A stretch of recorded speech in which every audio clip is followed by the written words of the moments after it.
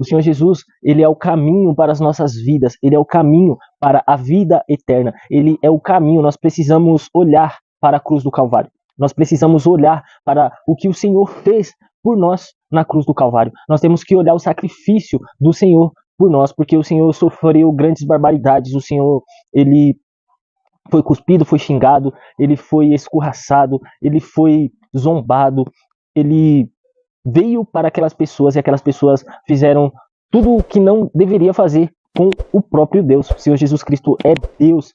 E lá em Filipenses capítulo 2, versículo 5 em diante, diz assim: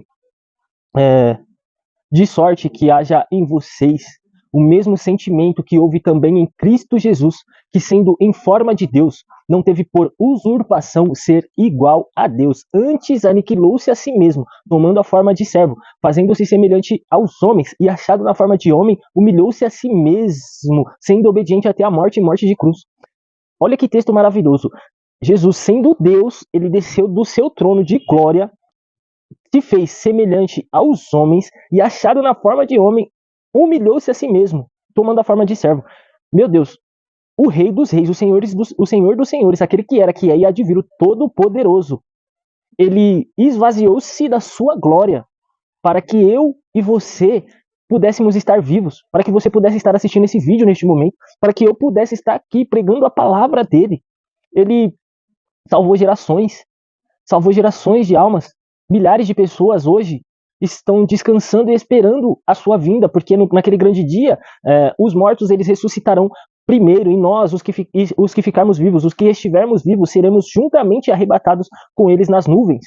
Porque o apóstolo Paulo, ele já esperava naquela época, 2000 anos atrás, ele já esperava a volta de Cristo Jesus. Da mesma maneira nós devemos esperar a volta de Cristo Jesus hoje, agora. Nós temos que nos santificar hoje, agora. Eu sei que não é fácil, eu sei que é difícil, porque tem pessoas que tentam, tem pessoas que querem estar na presença de Deus, mas não conseguem. Aparecem muitas lutas, o mundo ele é cheio de distrações, cheio de coisas que, se eu falar para você que são coisas ruins, você vai falar, pô, mas você tá mentindo. Você tá mentindo. Eu posso falar isso porque eu era do mundo. Eu gostava muito de festa rave, balada, gostava de funk, gostava de estar em tabacaria, gostava de beber, fumava maconha, usava droga, fumava cigarro, prostituição. Eu fazia tudo que o mundo faz. Então, quando a gente tá lá, quando a gente tá vivendo isso, é legal, é da hora legal. Só que, em contrapartida, a nossa vida vai ficando destruída, a nossa família vai ficando destruída, a gente não olha para o espiritual, a gente sabe o que a gente tá fazendo? Satisfazendo o desejo da carne. Porque quando a gente bebe, a gente ativa na nossa mente, no nosso cérebro, química. Quando a gente usa droga, a gente ativa a química no nosso cérebro, que traz prazer. Nada mais do que isso. Mas o mais importante é o espiritual, que é a nossa alma, que é a nossa consciência, está sendo destruída. Os nossos relacionamentos familiares está sendo destruído. Quando a gente se dá por conta, quando vem aquele estalo que a gente olha assim, meu Deus, o que aconteceu na minha vida nestes anos? Aonde eu prossegui, aonde eu cresci, aonde eu evoluí, como eu prossegui?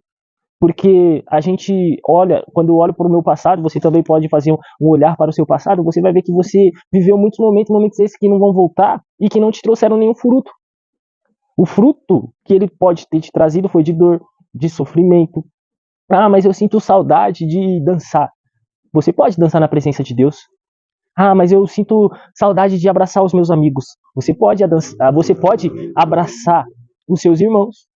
Você pode amar os seus irmãos. Você pode ajudar os seus irmãos. A diferença é que na presença de Deus nós precisamos ser obedientes. A obediência é imprescindível. A obediência é algo que o Senhor determinou. Nós devemos ser obedientes. Adão e Eva, eles não foram obedientes. Deus falou para eles não comerem do fruto da árvore do conhecimento do bem e do mal. Mas eles tinham todas as outras árvores. Tinha muitos outros frutos. Mas aquele eles não podiam, porque Deus estava testando a obediência. E eles não foram obedientes. E por causa da desobediência e por causa de algo externo, que era Satanás, que é o acusador, o mentiroso, que quando a gente está no mundo, lá em Efésios capítulo 2, nos ensina que a gente era dominado por um príncipe do poder do ar, ou seja, um principado, um demônio. Um demônio. É que passou a moto ali. E não é só um demônio, são vários demônios que estão atuando no mundo espiritual para que a gente não salve a nossa vida, para que a gente não salve a nossa alma. A gente pode morrer e ir pro inferno. Cara, isso é muito forte, porque o inferno, irmãos, vai ter escuridão, vai ter ranger de dente, vai ter o lago de fogo e enxofre. Quando nós olhamos para o rico e o Lázaro, o rico ele se vestia bem, o rico ele comia bem, o rico ele estava vivendo os deleites da vida e ele se orgulhava disso. Em contrapartida, Lázaro estava na porta da casa dele e ele ansiava por um alimento para comer. Os cachorros vinham e lambiam as feridas dele, porque Lázaro também estava doente. Lázaro morreu. E quando ele morreu, ele foi para o seio de Abraão. E do seio de Abraão existia um abismo, e depois do abismo, o inferno. O rico morreu e foi para o inferno. Quando chegou lá no inferno, ele viu Abraão. E aí ele pediu, falou assim: pai Abraão, manda que Lázaro venha aqui com um pouquinho de água e passar na minha língua. É forte, irmão. É forte, irmão. Porque se ele estava lá no inferno, se ele estava sofrendo, o pedido que deveria ser dele para Abraão é: Abraão, pai Abraão, me tira daqui. Me tira daqui. Mas sabe por que ele não fez esse pedido? Por causa da consciência. Por causa da alma dele. Porque ele lembrou que muitas vezes Deus chamou ele. Muitas vezes ele teve a oportunidade de ajudar Lázaro. Muitas vezes Deus chamou ele: vem para perto, vem para perto. E ele não quis. Ele não quis, a consciência dele sabe disso, por isso ele pediu só um pouquinho de água. Aí depois o que ele fez? Ele pediu para Abraão pedir para Lázaro. Veja, Lázaro não fala nada no texto. É o rico falando com Abraão. Ele pediu para Lázaro subir e avisar para os irmãos dele, que os irmãos dele estavam no mesmo caminho que ele. Só que aí Abraão pegou e falou assim: não tem como.